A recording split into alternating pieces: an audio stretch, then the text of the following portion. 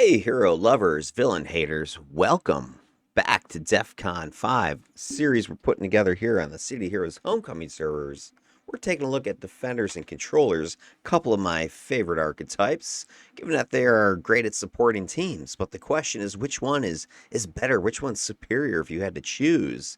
And so the series is designed to try to test that, doing a bunch of head-to-head competitions with five different controllers and five different defenders, but pairing them up with the same common supporting set. And here we have dropped things to DEF CON level 3, where we're looking at time manipulation, probably one of my favorite sets in the game, and it's got all kinds of debuffery plus a little bit of buffery, but you're not sort of slave to buffing and chasing your allies around and hitting them with heals and shields and stuff. You got a couple of clicky buffs, and that's about it. After that, it's a lot of debuffing on the enemy. You're able to kind of target a whole bunch of them and bring them to their knees with a bunch of minus speed, minus recharge. You got some minus defense, some minus resistance in there. You got all kinds of things combining.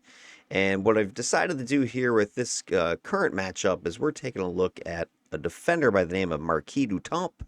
He is a time manipulation dual pistols ice defender, and he's going to be stacking all kinds of minus speed and minus recharge. And I talked about him in the last video where I went over his MIDS build, his theme, his idea, the concept there, went through the sets that I chose, and then I ran a solo mission, level 50 times 8, just going through what the powers do and how I'm going to combine them together.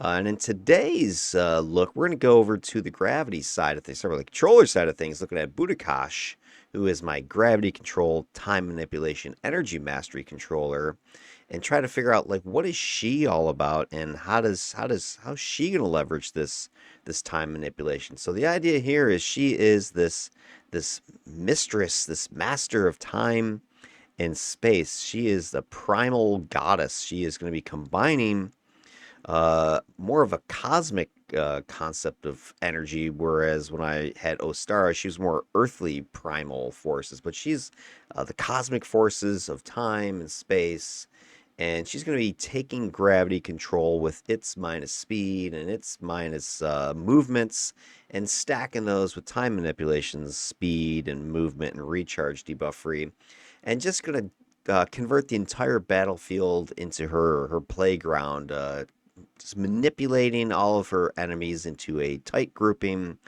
and unleashing crushing death on them, stacking them and packing them so that she and her teammates can just destroy them.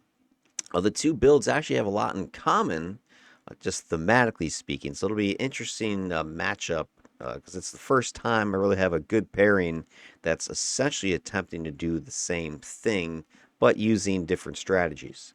So we're going to take a look at gravity control a little bit more depth here so that we can go into her build and decide, what sort of slotting and that kind of thing is going to work out best for us. So we take a look at the lineup here. You've got a lot of your standard fare as far as a control set goes. You've got a single target immobilize with crush. You've got a single target hold with gravity distortion. You've got an AoE immobilize with crushing field. You have an AoE hold with gravity distortion field. And then you have a pet as your final power. But other than that, there's actually a lot of unique different things that gravity brings to the table. And that is mainly it is chock full of attacks because you have not only just those powers which you can slot for damage for the most part, with the exception of your gravity distortion field. But you've got a single target lift, which is a knock up power. Then you have a propel, which is it's like a small splashing knockback as you hurl something at enemies, and you can hit the primary target and knock down a couple of people near them.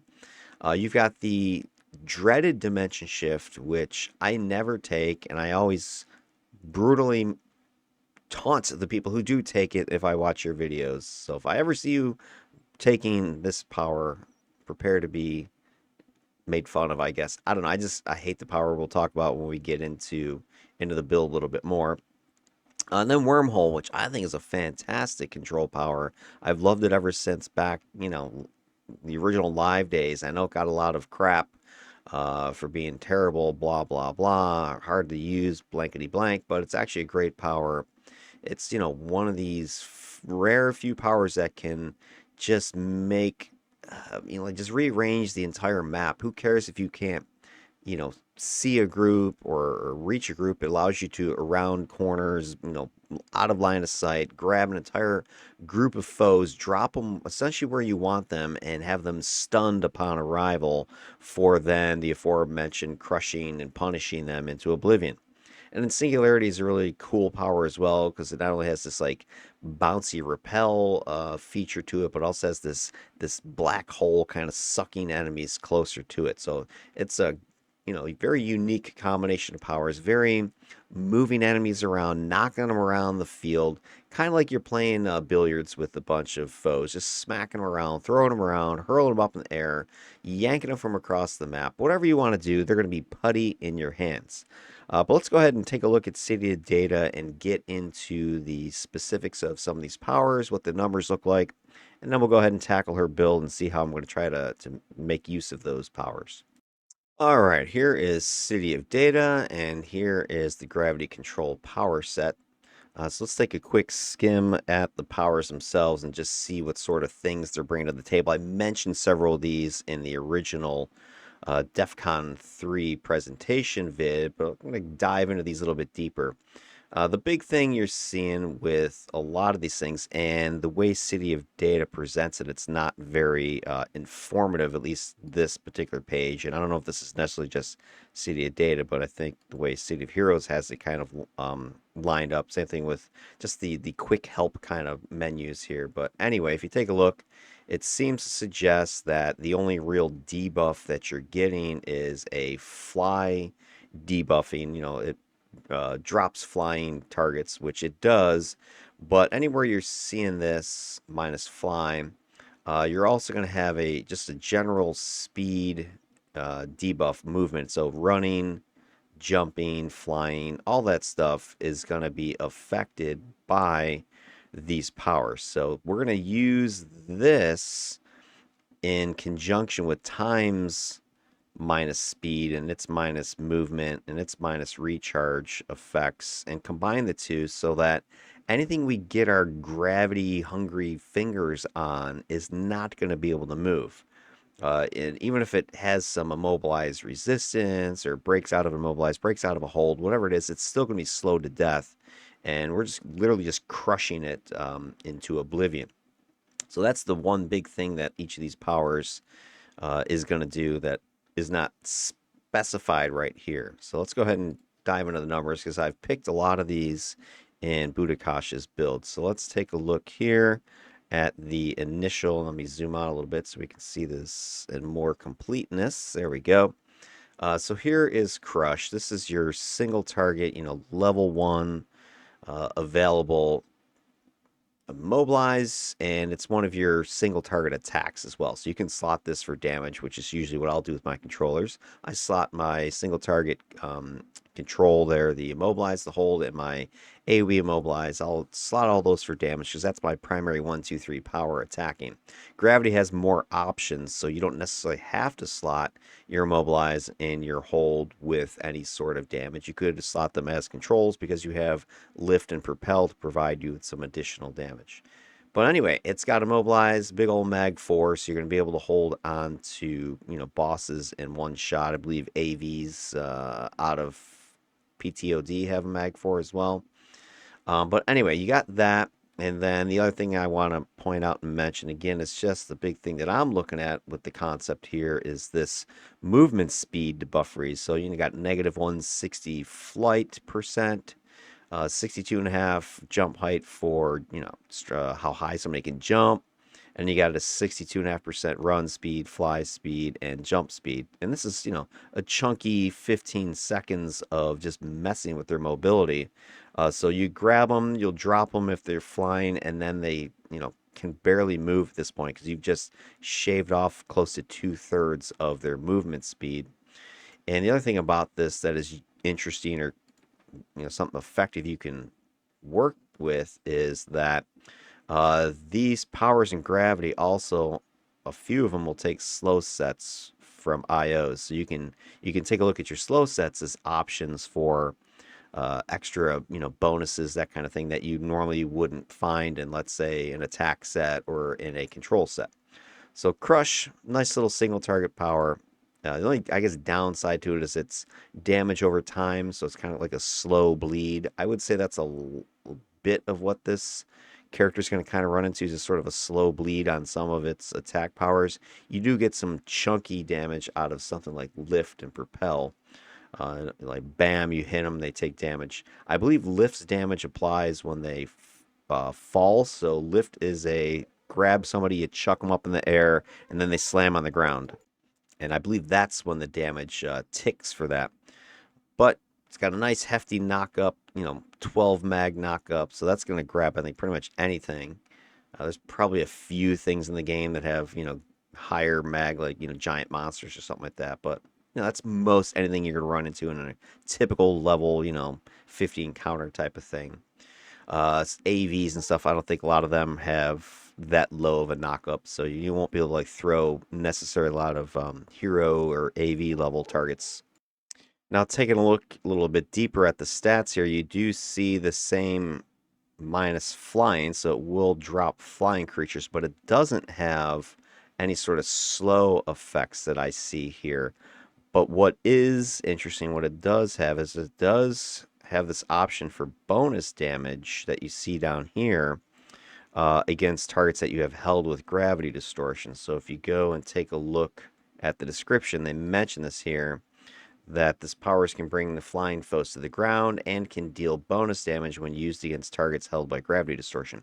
So gravity distortion, that's your single target hold. So you hold with that first and hit them with lift, you get that extra bonus damage, I believe. Plus, if I'm also, as a controller, you're going to get bonus damage from containment on top of that. So here's your containment bonus we're talking about here. So if the target is held or immobilized or stunned or slept or whatever, and you get this here. So it looks like a double whammy or triple whammy. You're going to get the initial damage from the power, which is this one, and then you get your extra stuff from containment. So that's kind of the cool, fun thing that you're going to get out of this power. Makes it a little bit more interesting from what I can tell. That gets a little extra bonus damage compared to some of your other stuff. Now that part there is a PvP only, but here they're talking about it. This gives you your containment damage here. We're talking about the target being slept or whatever. So pretty cool. Gives you another little damage attack that, besides just control. Then you got your hold, gravity distortion. So this power here is obviously a mag 3 hold. You can get the overpower mag 1 boost to make this one-shot hold bosses. 20% chance for that. You're going to do some of that crushing, smashing damage. Again, it's going to be ticking every second for 4.2 seconds. And then this is where it was mentioning this in the lift power. It adds this token, this gravity distortion token to it, which some of the other powers can take advantage of. But it's got the minus fly, you've got the movement speed, the jump height stuff. One thing you gotta watch out for is it does prevent knockback on the target that you're holding. So if you got somebody held, and then you do the lift on them, the lift is not going to throw them up in the air, but the lift will do the bonus damage. If you hit them with propel, it's not going to knock them flying anywhere because they're held. I imagine the propel is probably going to give a chance for some bonus damage as well with this token thing that they're talking about. So let's go ahead and take a look at propel and see if my theory is right here. Blah blah blah. So they're talking about it here. So yep, down here it looks like this is true. So because you lose Propel's knockback control, they give it this bonus damage if the target is wearing that gravity distortion token. So it seems that both Lift and Propel are going to do extra damage versus gravity distortion held targets. So that's interesting to know. So you want to lead with your gravity distortion hold and then hit them with lift and propel to get that extra bonus damage. Plus, like I said, you should get that containment damage on top of that. So you can get, good chunk of damage if you throw all the stuff together. So propel has a big old knockback to it. 4 plus mag. That's going to knock back a lot of guys. There's also this splash effect, which I believe is what this is talking about here. The 100% chance for a mag 0.67. So that's only going to knock people down within 15 feet that are probably minions. I think that hits.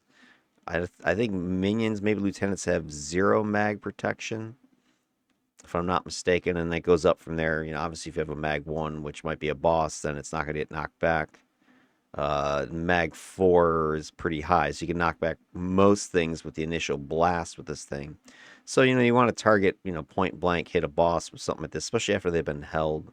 That'll give you that extra damage. And I don't think they literally need to be held either. If gravity distortion doesn't hit the critical hold on a boss and they're still moving, this should still hit them for the bonus damage, because all it says down here is you just need to have that token. You don't need to have them literally held in place. And I'm not sure if that's the same with containment or not, or if you literally need to have them held to get the containment. Anyway, some cool extra controls, just kind of looking at all that different uh, effects you got. Immobilize, knock up, hold, knock back. I don't think Crush had anything special like a tag on it that I see yet. No, doesn't have any special bonus against, let's say, gravity distortion held targets. So boom, you got 4 single target attacks right out of the gate. You don't need to take all 4 of these, of course. But you can. I mean, you can certainly, this gives you your attack chain for sure, right? Bam, bam, bam, bam, one after the other. I would probably hit with gravity distortion first, like I was saying. That then sets you up for the lift and propel bonus damage.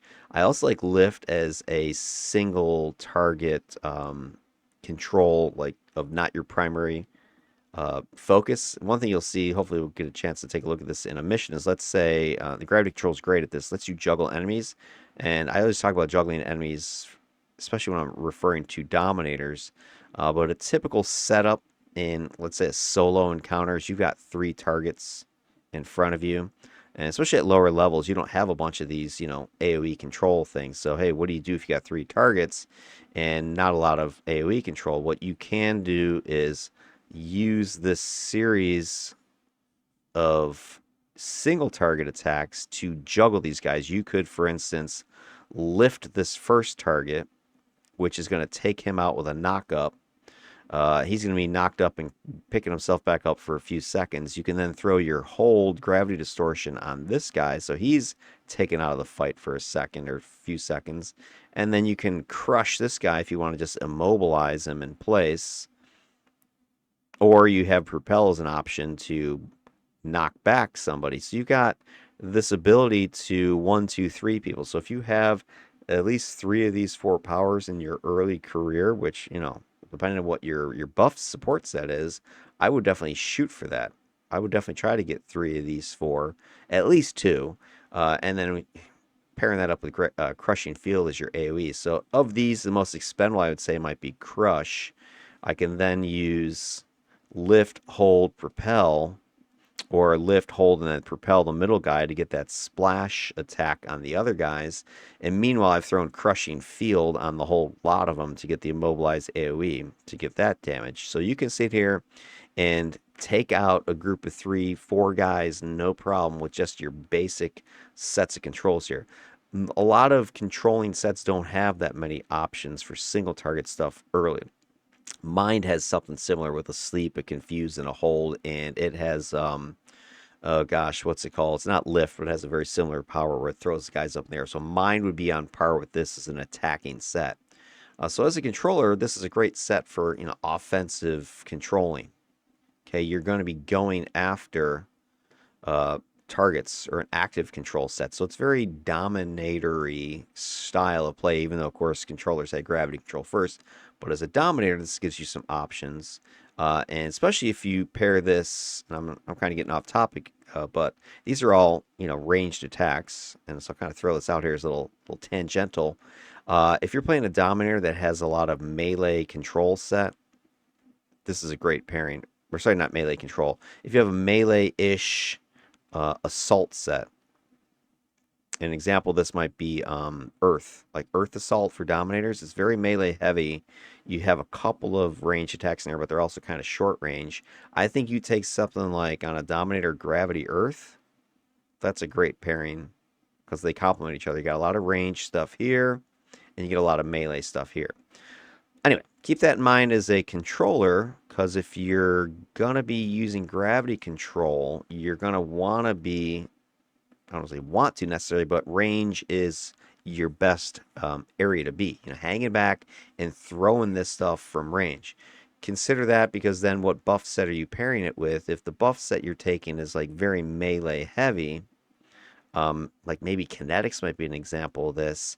I'm not sure those two play that nicely together. Just because with, let's say, kinetics, you want to get up close, you want to do all the transfusions and the transference and the fulcrum shift and all that stuff, and you want to be up close and personal. But meanwhile, your controls are much more rangy.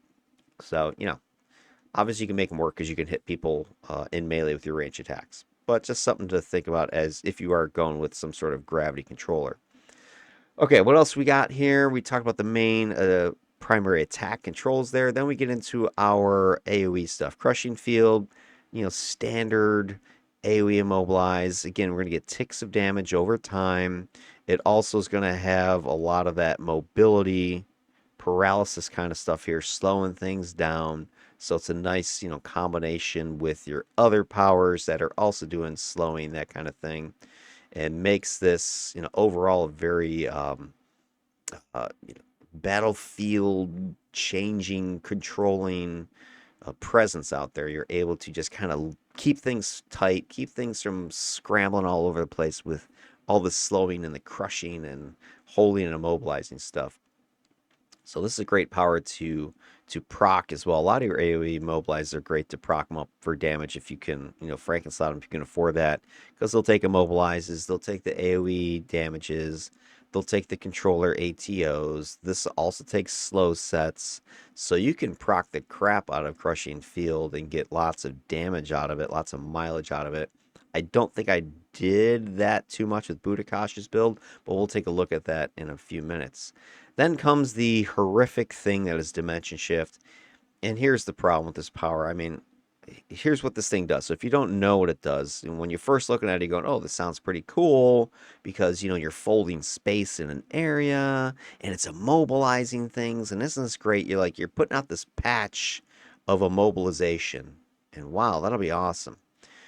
The problem is it phases everything that's in this bubble, in this patch, in this sphere. And phasing removes from the game, essentially.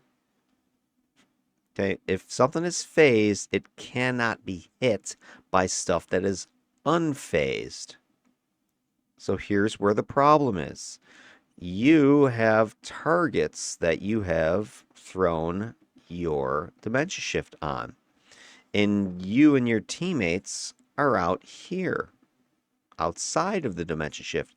You cannot affect or hit anything in there anymore, and this causes a problem because, let's say me, your teammate, who's playing a blaster, I'm hanging back, right? And I'm raining death on these fools.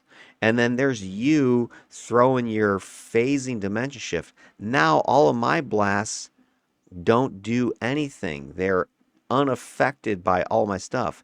And I don't, like, unless you're announcing, I am now Dimension Shifting the foes, do not attack them. Everything I throw at them is totally wasted and useless. Wasted and useless. Because you phased them. Okay, you phased them. The rest of your team, me included, we have no idea. We're outside the bubble. We're firing away. The other problem with this, and this again, I've seen controllers use this horrifically. Horrific use of this thing. They put the phase bubble down. And they have inside of it their melee friend. Let's say it's a tank. And the melee friend is in here. And the melee friend is battling these enemies. And maybe the melee friend is getting overwhelmed. And meanwhile, me, okay, this is you, the controller, you've done this. Me, I'm out there, let's say I'm playing a defender, corruptor, or something like that. And I see my tank is getting surrounded, taking a beating. You're like, I'll save you, tank. I'll phase the enemy. You didn't, okay, yeah, you phased the enemy, but you also phased our tank. So now I can't even affect my tank anymore. I can't buff him. I can't shield him. I can't heal him. I can't do anything. The only way I can do anything is I have to go in here as well. And I think it takes a couple seconds for me to get phased before I can affect it. So the only people that can do anything are those people that are in the phase bubble with the tank. But what you've done is you've just cut off the whole rest of the team from the people in melee. Why? Why did you do that? Okay. The only use for this power is as an power. Okay. Like in this scenario, this would be useful. Here's our group. We've got a foe group over here, and we are battling it out. And all of a sudden, there's another group over here that aggroes. Maybe it's an ambush, and they're coming running. And we've got some fighting going on here, and maybe our melee guys are up here, and we're kind of in the middle of a thick of, battle. Then I could see you going dimension shift, phase this group, take them out of the fight because it's extremely powerful. It's probably the most powerful control in the game because it literally removes the enemy from the battlefield. Okay, then that could be useful. But even then, the problem I've seen with that is a lot of players are going to respond to this incoming and be like incoming and then do something to try to stop this aggro that's coming, and then you've crap them. So great in this one scenario, but even then it's got issues. If you are ever going to take dimension shift, it is an extremely rare use that you will get out of it. So you taking it and slotting it 5 or 6 is a waste of your slots. But the other thing, you better have some sort of keybind or macro that's going to alert your allies. Something like dimension shift cast, do not waste your endurance attacking. Maybe say the macro is like dimension shift on blue guy, don't attack, right? Something like that you're alerting people, because otherwise you're gonna piss off your teammates. I mean, I've literally quit teams that some dopey controller out there, especially some lower level ones, just spamming dimension shift like literally every spawn. It's like, what are you doing? Why are you doing that? It's useless. Don't do it. This is the most useless power in the game, and I could think of any scenario you probably throw at me. I could think of some other thing I would use, even with just gravity control rather than dimension shift. So if why you took it in the first place when you could have taken one of your other controls or taken some other buff or something like that, I don't know. I guess if you have a spare level 49 power and you're okay with putting the single slot in it, then sure, take it. But other than that, it's very useless. There are some edge cases. I know there's some task forces and whatever else where it's great. Like, hey, in the what is it, the Statesman Task Force or Miss Liberty, whatever it's called these days. Yeah, you can phase the turret thingies or the pylon, the towers, whatever they're called. Right? Sure. That's one edge case use. Okay, but are you going to sit there and build around that? Like, that makes no sense. Maybe you have an alt build that you swap to when you're running that particular task force, but having this in your regular bread and butter, build that you're using 99% of the time, no, you wasted a pick. Okay, you wasted slots. And I'm sorry if you disagree with me, but that's just the truth.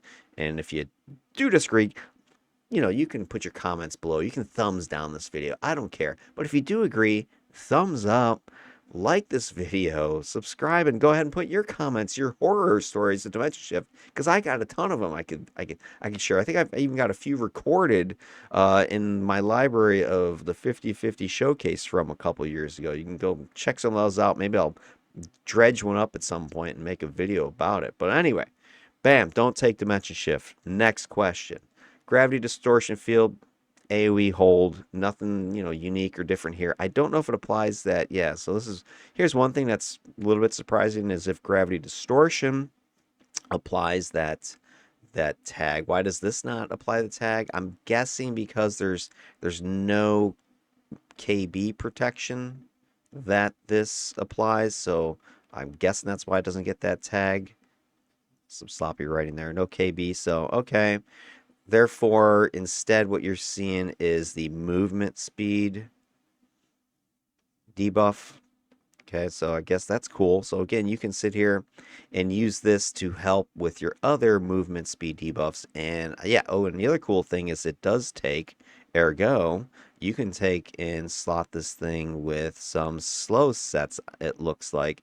So we could actually get some more damage prockiness out of this because you can get some cool damage procs with holds and here with slow. So you could turn Gravity Distortion Field into a infrequent proc, bomb, but I don't know because it's got a 240-second recharge, and if I use 4 slots just to give it some damage procking, two, a couple hold and a couple slow set ones, that only gives me 2 sets to kind of get some recharge and some accuracy on this thing because it has lower accuracy, 0.8. It's got a long recharge, 240 seconds, and it's got a high endurance cost, 15. So this is why usually when I'm slotting this thing, you're going to see me slot for accuracy, recharge, endurance for sure, and then some, actual hold duration on it. I might throw in a control-y, lockdown +2 mag on or something like that. So if I am taking this thing and slotting it up, bare minimum you need 4 slots, probably 5. I don't know if I'd go 6 unless I'm really going hard on the controls, which for gravity, I don't think I would. I've got other tools I can use. But I do like the idea that you can, slow slot it if you wanted to. I could kind of see Franken slotting some slows in there and leveraging this aspect of it because the speed debuffing is 12 seconds, whereas the duration of the holds are, about what, 15 seconds. So it's pretty close. I don't know. We'll see. I don't know how resisted slows are by enemies versus, let's say, holds are resisted in the sense of, higher level targets or higher uh, strength, bosses, that kind of thing are less affected by your hold times here. Anyway, there you go. Gravity distortion field. Then you got wormhole, which I love this power of. Like I said, I already love this way back in the day. If you know what fold space is from the teleport pool, which was way newer than this power, but a lot of people have taken it.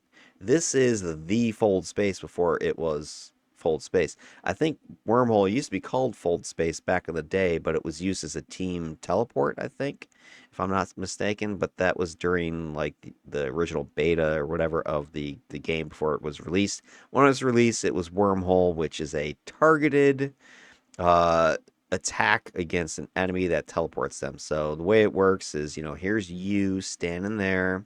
Your enemy is, over here, and you are able to use gravity distortion field to grab these guys and yank them and drop them. And it usually drops them like kind of right behind you.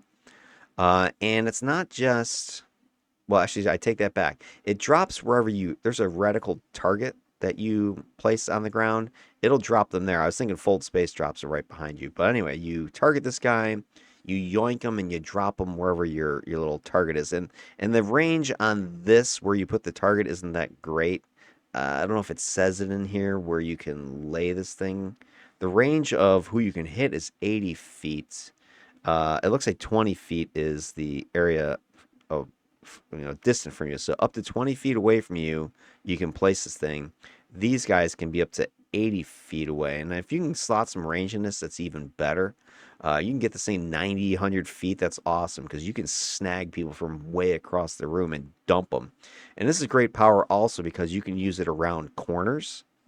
So if you're sitting here, around a corner, you can grab these guys and dump them. So they, you've broken line of sight. You'll see me do this in the testing here. So boom, grab them, drop them, and when they land, they are stunned. That's the cool thing about it, right? So they're gonna be stunned. They will also knock back, so you have to be careful because if you depends how you angle this thing. you can send these guys flying, with the KB. You can literally throw them. So not only just suck them across the room, then you can hurl them in another direction. I'll do this. Let's say you're in the middle of a map or outside map somewhere. You throw them way up in the air and watch them crash. Lower level guys, you can like absolutely launch. But if you got to be smart about it, that's why some people don't like the power. But I'll angle it and smack them into a nearby wall or throw them into the opposite corner, right? So they're just banging in there. That don't just hurl them willy nilly in the middle of the room because they'll just get scattered. That's the big problem with the power that people don't like it is because of the knockback scatter. But that's because people are just using it like a noob.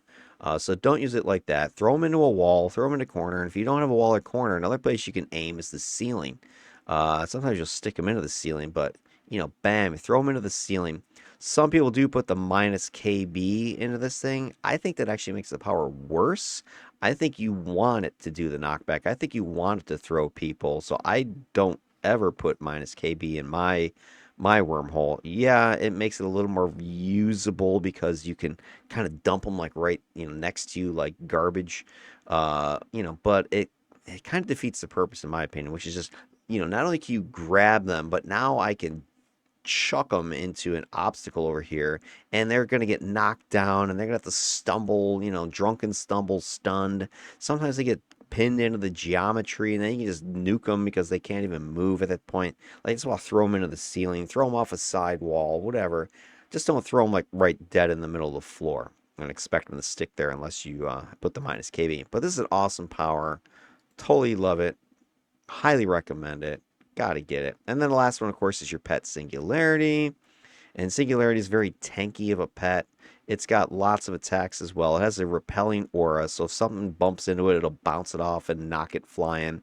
Some people put a minus knockback in this power as well, so that it doesn't knock people away. Again, I don't usually do that. Like, I want Sinji to be my tanky, pinball wizard that I can get next to, and if something comes after me, it'll chuck it, bounce it off. It has a pull effect as well, so anything that gets, what's the range in this? Does it say 45-foot radius? That's pretty huge.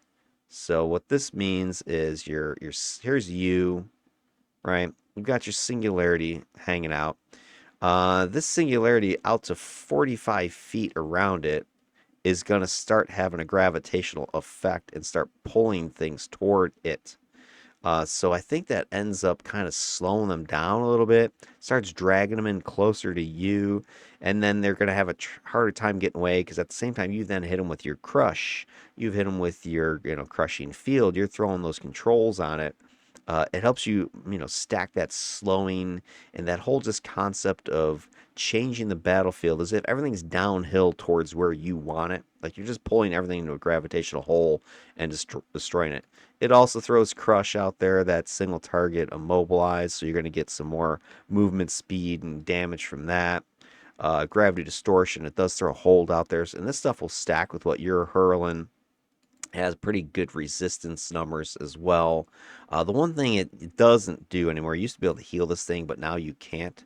So once you summon this thing, it's going to die if it takes a bunch of damage, and you're going to have to summon a new one. So just be aware that you can't heal it. So don't make that like your strategy. I'll just heal my Singularity because it doesn't do that anymore. It does have 50% damage resistance to a lot of stuff. Smash, lethal, fire, cold, energy, negative, right? It's got lots of damage types, and it also says it's 100% resistance to psi and toxic. If that's true, that's OP as F, because let's say Kearney's like the ring mistresses and their psi damage is like totally unfazed by that. That's crazy. Or against Arachnos who have psi and toxic damage. That's pretty awesome. I didn't even know that. And I think those are all the cool things about it, that it can't be knocked back either. It looks like 100% mez protection from being held, immobilized, stunned, whatever. So this thing's got huge defenses. It takes a beating. You just can't heal it, but it should last a while even against tough enemies like AVs and stuff. All right, well there we go. That is the overview peek here at the gravity control set, and you can see why I'm excited about it. what we'll do now is let's take a look at her mids build and see what I'm going to do with this thing. So let me pop that over here and adjust this. Give me 1 second. Let me move this. There we go. Got that fixed. So here is. Sorry, that's Fey Woad. You guys don't care about Fey Woad. All right, here is Bhootakash, not Fey Woad. We need Bhootakash. All right, let's take a look at her power choices overall. So you can see I followed my advice with gravity control. I have taken everything, but I did skip Crush because I've got Lift and Propels and Gravity Distortion. So I've already got 3 attacks right there and Crushing Field. So I got 4 attacks right, with those powers. Plus Singularity's throwing out some attacks.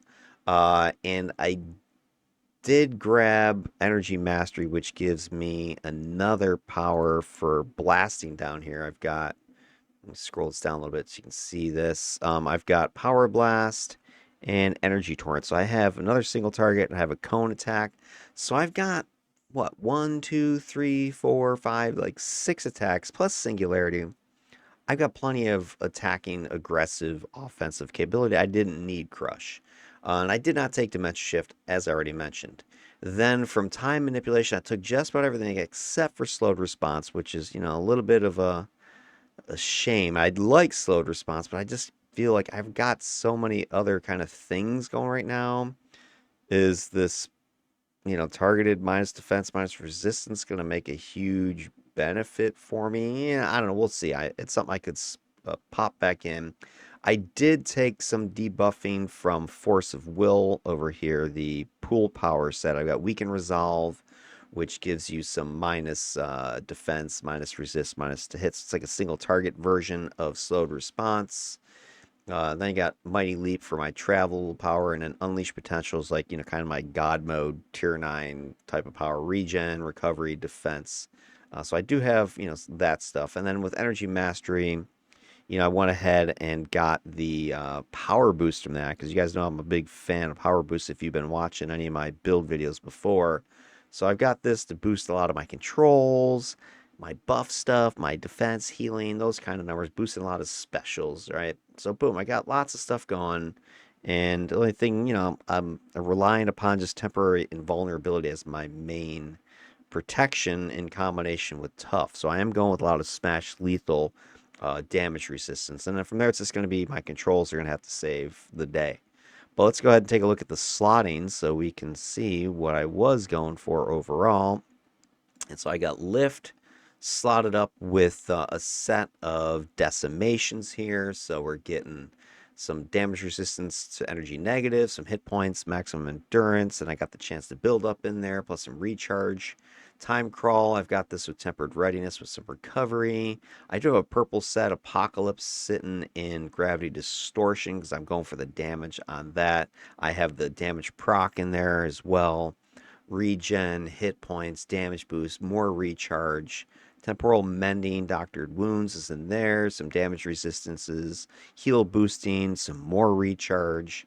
Then we've got Time's Juncture. This one might be a waste. Ice Mistral's Torment in there, the chance for cold damage. Because I find a lot of the debuff toggly type of powers don't proc that often. So we'll have to double check on this one. I might just go with 5-slotting Dark Watchers, get the damage boost. But I do have a damage proc Ice Mistrals in here. And I do have the minus recharge proc for Time's Juncture, like I talked about with my build for Marquis Dutomp, the Defender. If you haven't seen his video, watch it after this one. You get to see the head-to-head comparison and the similar build choices and rationales for it. But it gives me another way to slow things down, a little bit of minus recharge procking here. Crushing Field, I damage proc the crap out of that. All right, I got a couple positrons. One of those is the energy damage. I've got the Trap of the Hunter, accuracy, endurance, plus I got the damage proc for that in here. Then I've got the Impeded Swiftness chance for energy damage proc, and then I also grabbed the Superior Will of the Controller, the ATO set. I've got the chance for psi damage in here. So I've got, 4 damage procs and a couple of accuracy, endurance types of things to make this a little bit more of a spammable attack. Mighty Leap, I'm getting my knockback protection with the Blessing of the Zephyr there. Weaken Resolve, I did take a couple shield breakers for some recovery. Damage proc in there as well. Temporal selection, I do have that on here. So the big difference between this character and my defender is this Bhootakash here did take temporal selection, but didn't take slowed response. He took slowed response and did not take temporal selection. But temporal selection, because I have a constant pet, I have gravity, or sorry, singularity. I can throw this on him, or throw it on a teammate if I want. Gravity distortion field, I have my other ATO set going in here, the overpowering presence. This has the energy font in it, so that thing should get some damage, additional damage with gravity distortion field. But the set itself is enhancing controls, it's giving hit points, giving some smash lethal resistance, some recovery. Unleash Potential, I have a Luck of the Gambler in there with some global recharge. Propel has a Decimation set, which is also giving me some recharge, endurance, damage resistance, that sort of thing. Time Stop is a Basilisk, 4 slotted, has the recharge proc in it, the recharge slow, but it also gives me recharge bonus. So I'm going with a lot of recharge on this build, similar to what I had with my Defender, because I want to get my controls back quickly. Plus, I want, like perma farsight, that kind of thing. Wormhole, I've got the rest of the Willow controller set in there. This is enhancing damage. Let me scoot that so you guys can see it a little bit better. So I'm going to get the damage buffing in there. I'm getting some control boosting. I'm getting accuracy. I'm getting recharge. We've got Farsight, 5 slotted with Red Fortunes, which gives me Smash Lethal, Fire Cold Resistance, damage buffing, and recharge again. This thing is pretty much, what's the recharge in this one is 71 seconds, and the duration is 120. So this Farsight's perma on her. It's boxing, I don't really care about that. Singularity, I've got 4 slotted Expedient Reinforcement. 4 slotting gives you recharge. Then we've got Tough. I've got only 2 slotted with Unbreakable Guard, but it gives me an endurance discount. Then I've got Chrono Shift, Doctored Wounds, give me the recharge with 5 slotting, Smash Lethal Resistance. Power Boost, Decimation, more recharge with that one, maximum endurance, resistance hit points. Then we got Posse, 5 slotting this, and Energy Torrent, again, recharge is in there, recovery, some more resistance. Then temporary invulnerability, I've got the Impervium armor set in here, recovery, some defense aside, but the max endurance, because this is going to probably be a fast burning, bleeding build. I do have some extra recovery options here for endurance with the Panacea and the Numina's uniques both in health. And then I do have the Performance Shifter unique and endurance sitting there in stamina. And I have a Stealth IO in sprint. So you can kind of see what she's going for. Lots of recharge, management of, what do you call it, endurance, that sort of thing, making sure I don't, bleed dry. And then any other, resistances I can kind of throw in there. All right, let's go ahead and take a look at the overall numbers for her and see where that all goes. Let me shut off some of these things that don't need to be on. Let's see, everything else is going to be on most of the time. All right, so let's see. Take a look at the totals.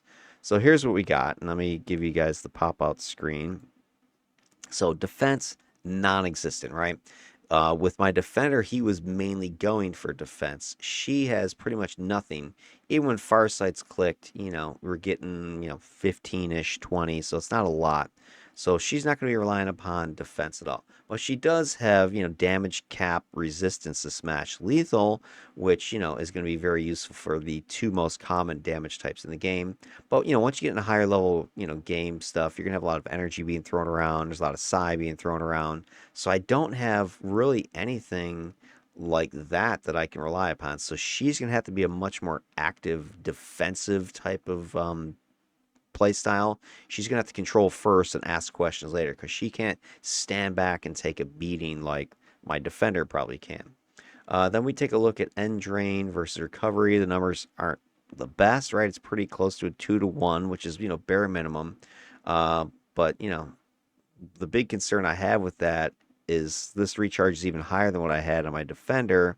So my power's be, firing fast and furious. So I'm going to be burning through endurance, and I don't have just an easy way to get endurance back. So the only thing I have is Chrono Shift, I think.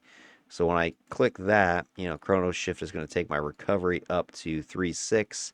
It's also going to kick my recharge up to 143. So, that's kind of like a zero sum game there. So that's definitely an issue I'm going to run into is endurance, which is why I went with Force of Will, because Unleash Potential has regen, recovery, and defense. So when I click this thing, you can see my defense numbers get pretty decent, boosting like what 16 or so percent.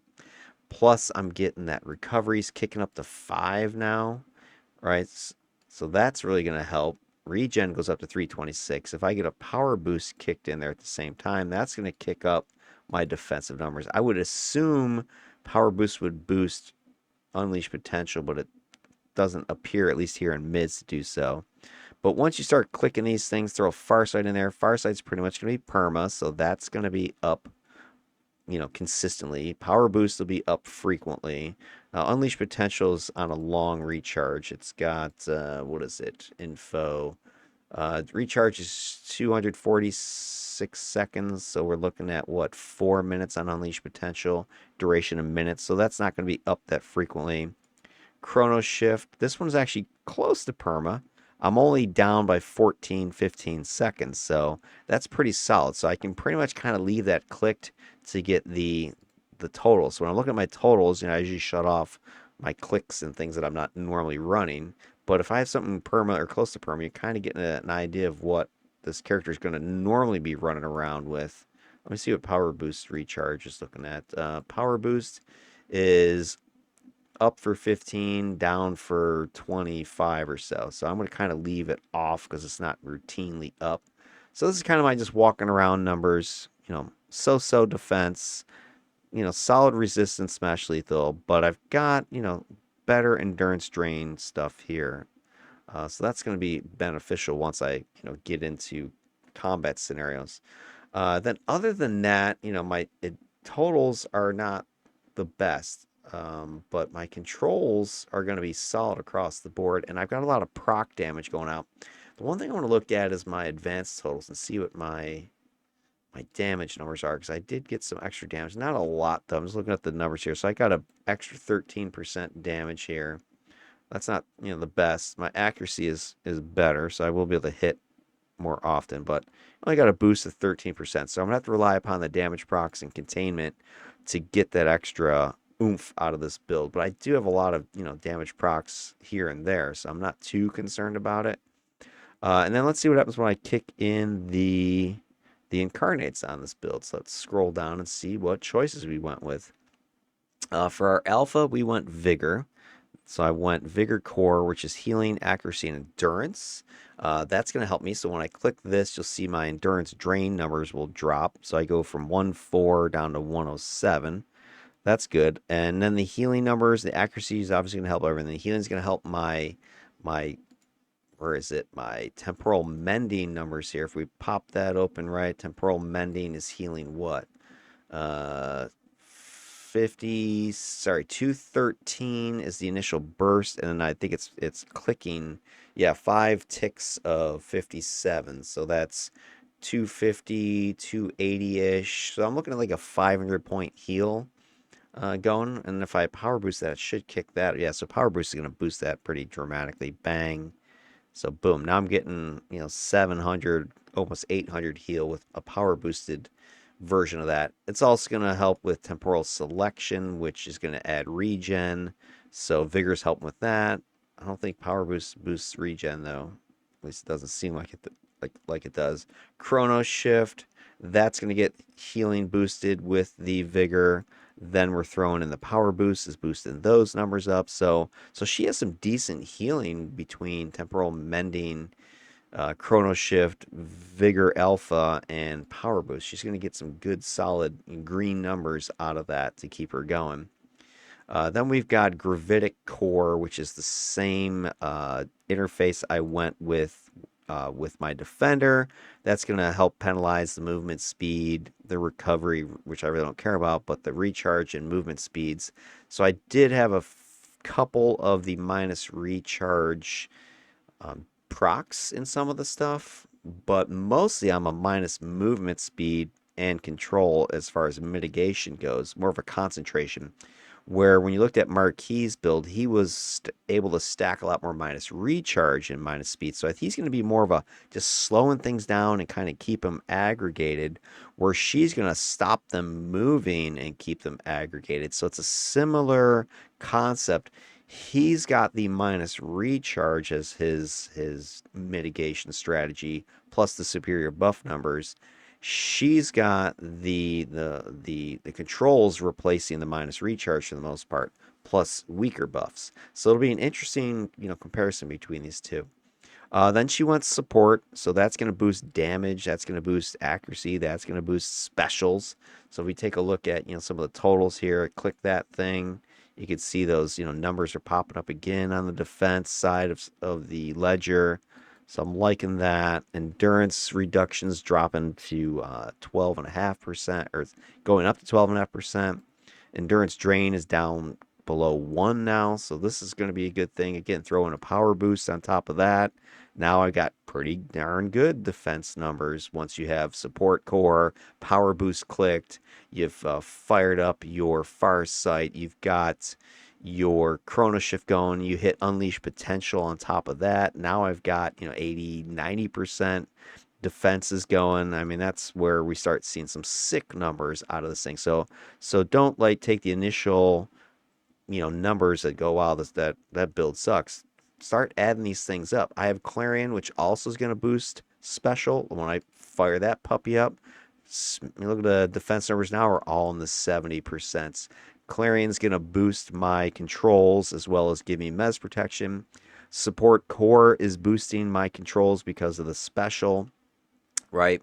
Then I've got power boosts is boosting controls, it's boosting specials, throwing the unleash potential again now. Now look at these friggin' defense numbers, 114, 119. I mean, she's got the ability to throw her defense through the roof. Now it's only short term, but it's there. It's something that, in a tougher fight, I can start just clicking these things and going sick. And it's going to be useful because now I have controls that are boosted with Clarion and supports and power boosts. Let me kind of look at my numbers on, let's say, gravity distortion field, my big AoE hold. So if we take a look at the AoE hold, I'm now throwing out a hold that's going to be a minute long mag 3 hold. That's crazy, right? Let me shut these things off so that you can see the raw number first. So without those things, the hold is like 30 seconds. But, I throw in Clarion, you have the support core going, you do a power boost, boom, now we're looking at a 60-second hold. That's like a whole bunch of targets that you're locking down for a minute. I mean, that's disgusting. Let's look at crushing fields number, just kind of look at the immobilized length is similar to this. Check out the immobilized. I'm going to immobilize in a whole bunch of people for a minute and a half, and they're just gonna be standing there unable to do anything, can't go anywhere, and they're just slamming them with more and more controls, more and more minus speed. You're getting some minus recharge in there, and you're just slowly bleeding them out with your procs and your damage over time clicks. And it's just a matter of keeping up with their incoming damage with temporal mending and chrono shift firing as you're putting out damage. So it's just it's a very brutal, I would say, controlling combo because you're just slowly just squeezing your enemies. It's almost, you can imagine them just squashing them and squeezing their juices out until they just flop over dead. And then I grabbed Cryonic Radial. It's Cone Attack Judgment. Minus speed with this one, minus recharge, a bunch of cold damage, and it's a great little kind of stand back and blast a bunch of people as an opener type of attack, or stack it with your crushing field sort of thing, and just start delivering the goods on the bad guys. All right, there you go, ladies and gents. That is this build for Bhootakash. Only thing left to do now is to fire up a little solo action to show you how she works in practice and decide if I'm just blowing smoke here, or is this crushing death concept actually useful. Let me go ahead and pause the vid and get the mission fired up. Be right back. All right, everybody. I got Bhootakash unpacked here. And she is set to level 50 times 8. And I've got Archon Morani here. Needs to be beat down. Let me go ahead and summon the pets. We've got Singularity. Grab our little fairy pet. And then we've got Storm. Oh, I forgot to mention my lore pets. I know Wednesday you love these things. I got the Storm Elementals. Let's just bust them out. I hate the color on these things, and I hate that it's so opaque. Can we please fix that, devs? Or give some options or something? Wish lore pets were more customizable. It'd be nice. Hit them. Guess I should have buffed up first, huh? I don't know what's like. You can't even tell what's going on. These damn storm elementals.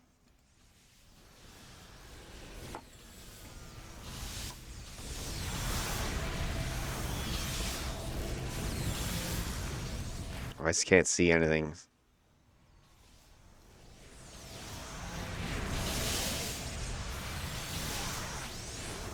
Forgot I got my foot stompy power too. Take off.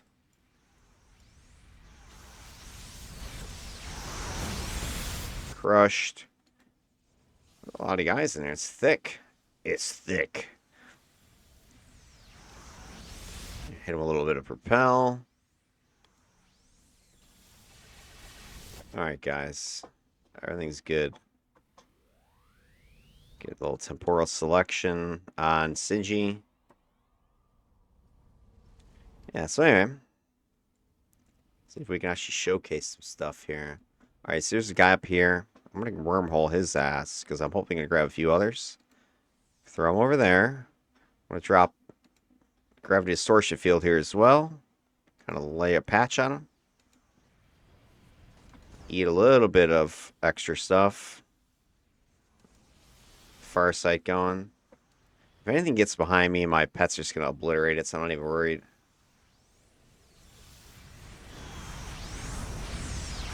All these guys over here. Let's cryo them. I swear I didn't even hit those guys in the corner. Like, if there was another group through this open... If this door is open, there's another group, I would just wormhole them right into the pile.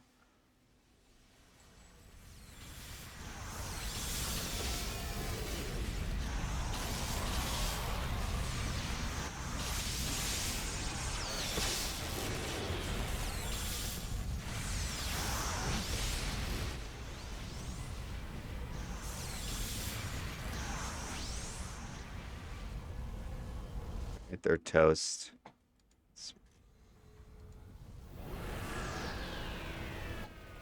Let's do this. Grab those guys.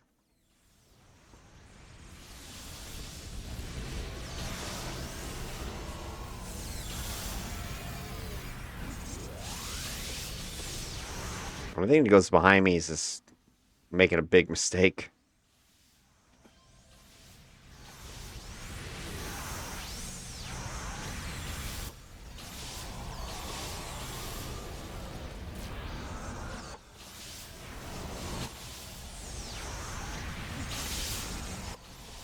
Just have a lot of crap I can sling in every direction.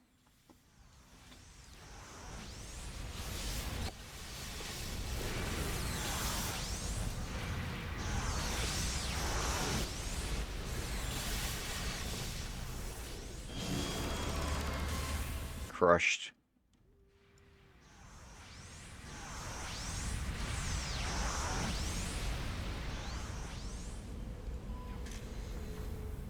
There's like stuff behind every freaking door here. Let's do this. I'm gonna grab these guys, throw them up here.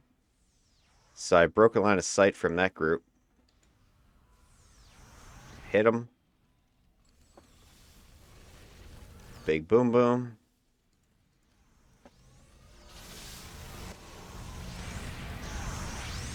See how I don't think having the Ice Mistral in my toggle aura there so I can do him any good, because I'm not really in melee that often.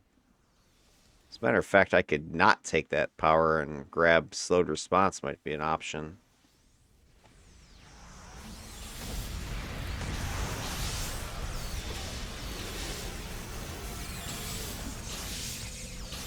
Buff these things up.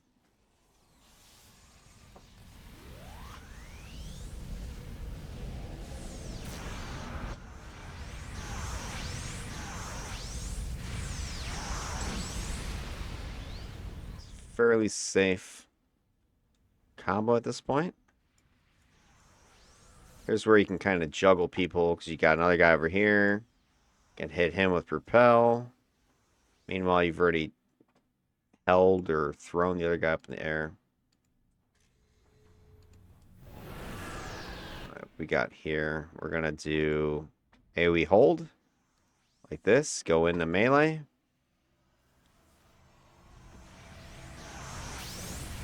They're all pretty much F'd at this point. Now it's just me and my Singy pet, so things will slow down here.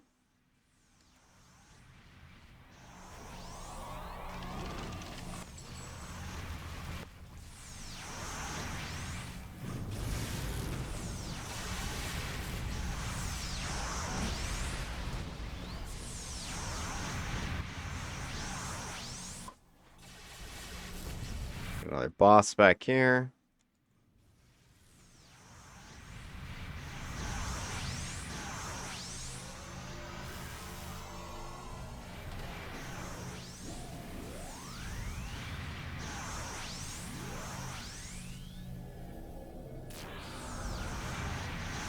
But I mean, these guys are pretty much helpless at this point.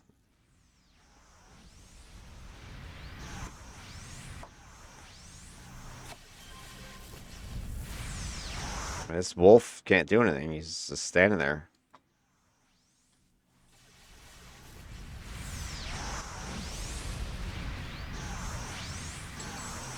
And he's done.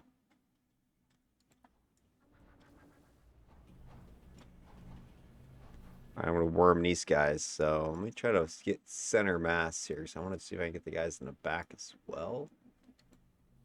So I'm trying to pick my target here. I want that guy, I think, should do the trick. So let's try this. I'm going to chuck him right here. Did I get everybody? No. Boo.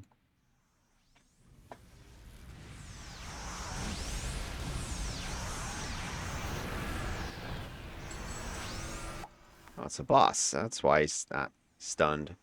It's one thing, if this was a Dominator, they all would have been stunned. It would have been game freaking over right there.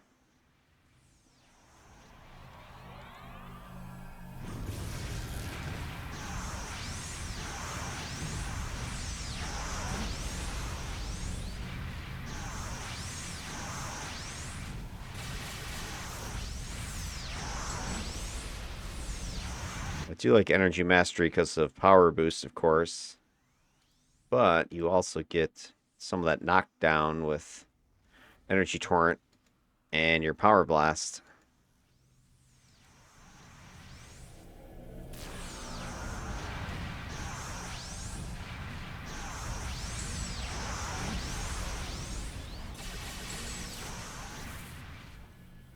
Yeah, these guys have no chance.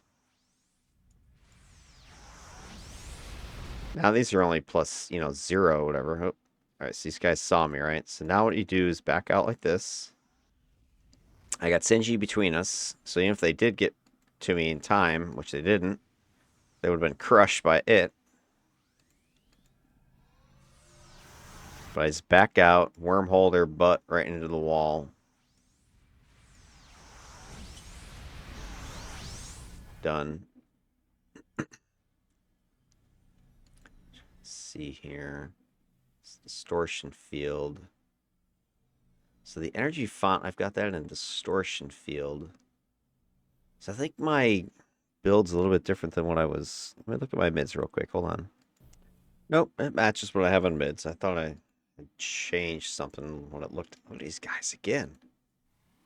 So they didn't see me. I do have the stealth proc. So I'll throw them into this corner over here. So I can kind of use my camera work to spin around.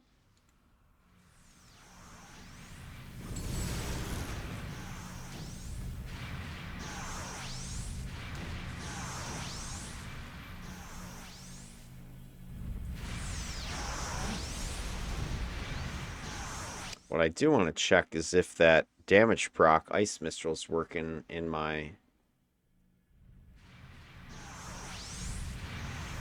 aura there.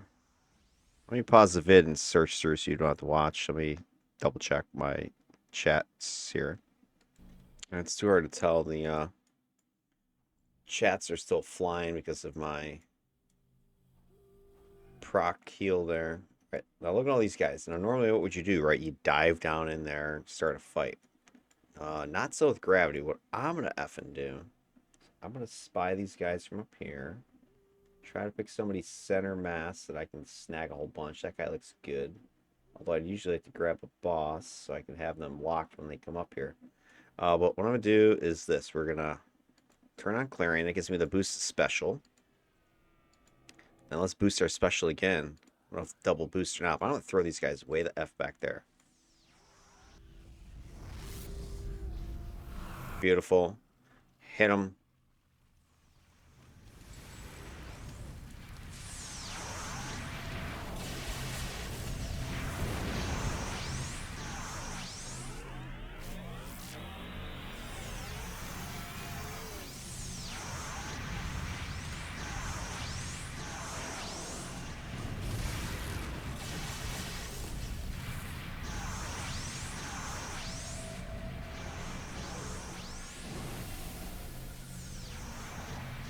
Unleash some potential on these guys.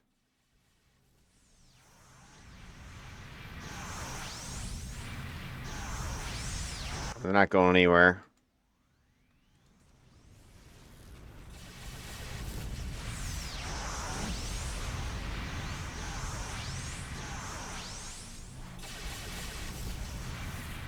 And now he's done.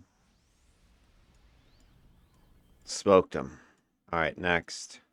Anybody left down there? Yeah, there's a couple of guys like, hey, what happened to our buddies? All right, with these two, I will just go ahead and drop in. I'm not sure how he got that shot off. Oh, there's a guy in the back here.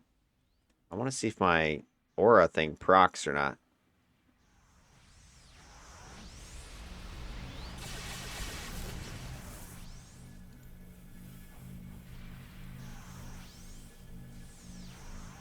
Impact is hitting him.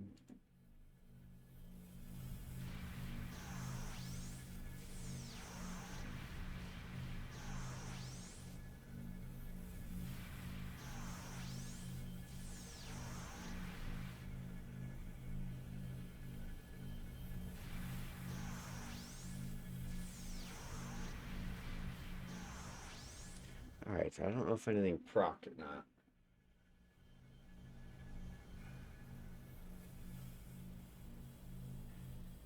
I mean, you see Singularity just control them the whole time. There's nothing I even had to do.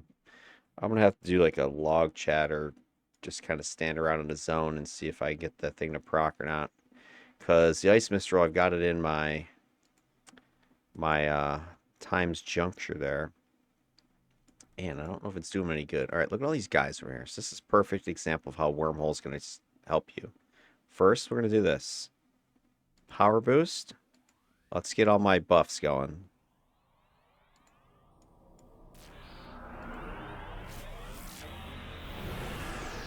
I'm going to go out of line of sight. I should have these guys in range. Yeah, look at this. Bye-bye.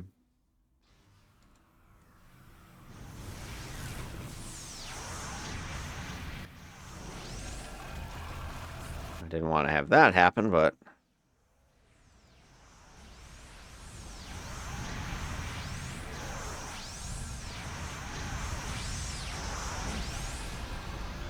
got so many options. It's like, I don't even know what to take.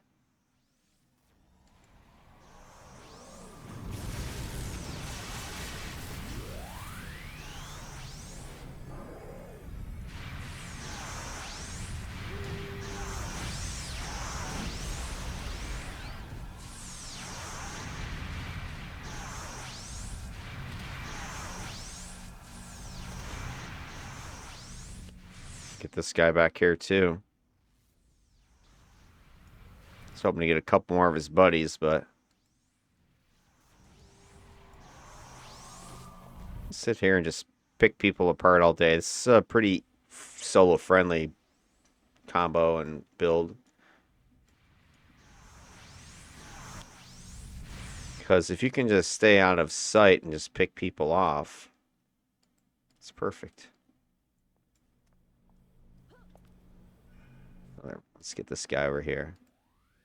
Don't worry, I'll give you a friend. I'll give you some friends. Hold on.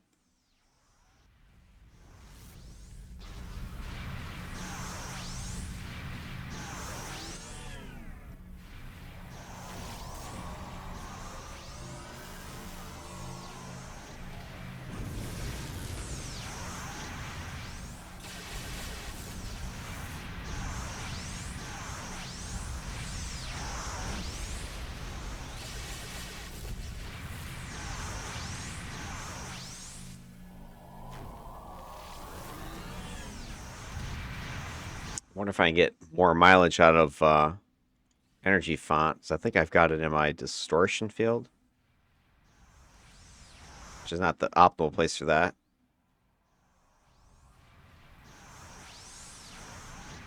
Yeah, it's sitting here in energy fonts and distortion field. I wonder if instead it'd be smarter to put it over here in crushing field, but then I lose some of that damage.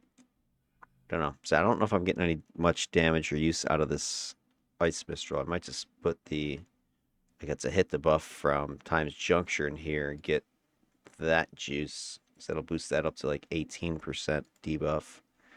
Just make this a little bit more safe of build. All right, what else we got? We got a boss over here. All right, so we're gonna do this. Go ahead and juice up.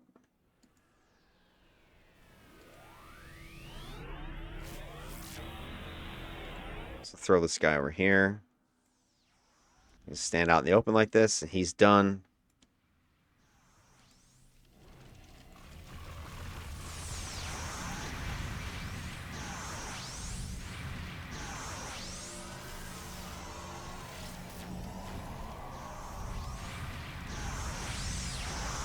These guys can't move.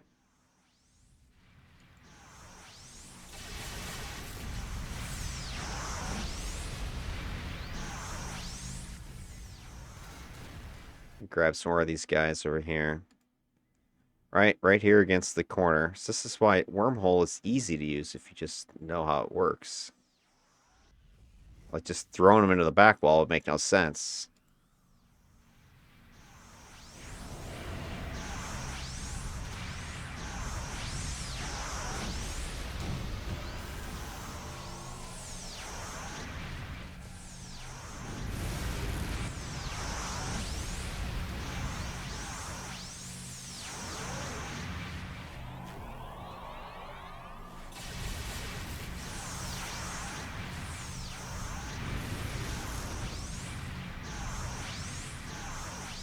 These guys don't have a chance.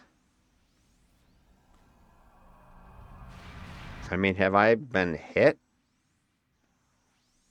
Right? I mean, take a look what I just did to these guys. Very safe, extremely safe combination. Now, yeah, these guys are 54s, so it'd be a different story, but I don't think it'd be that different. So just a great combination. You got oodles of control with combining, because I think time manipulation is a pretty good control set, and I really didn't even use much of it. Wasn't really testing myself too much here, right? It's pretty easy, but I like just with Wormhole alone and the amount of recharge I've got on it, it's pretty much a couple times every spawn power, and I can just grab stuff. The problem you're going to run into with gravity, and I think I'll run into this with the team missions, is going to be teammates not being patient. If you're in a more run and gun style team, and you're not able to set up these yoinks like that, then yeah, it's a little bit harder. You're gonna have to rely more upon gravity distortion field, and your just that bubble there, your distortion field. Kind of use those as patchy sort of in front of you.